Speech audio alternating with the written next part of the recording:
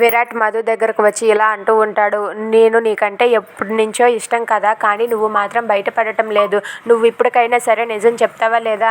నాకు ప్రపోజ్ చేసేయచ్చు కదా అని చెప్పి అంటూ ఉంటాడు. అది వినగానే అక్కడ ఉన్న మధు అయితే ప్రపోజ్ చేయనా అని చెప్పి అంటుంది.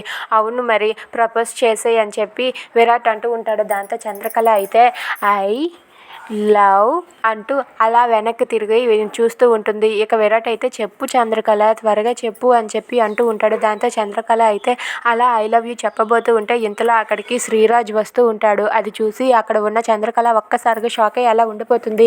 ఇక మా అన్నయ్య వస్తున్నాడు, అమ్మో ఇప్పుడు కానీ నిన్ను ఇక్కడ చూశాడంటే ఇంకేమైనా ఉందా, త్వరగా మీరు వెళ్ళిపోండి ఇక్కడి నుంచి అని చెప్పి అంటూ ఉంటుంది. అది వినగానే అక్కడ ఉన్న విరాట్ అయితే ఒక్కసారిగా ఏంటి చంద్రకళ ఇది, నువ్వు నాకు ప్రపోజ్ చేస్తావు అన్న టైంకే ఇలాంటివన్నీ జరుగుతాయి అని చెప్పి అంటూ ఉంటాడు.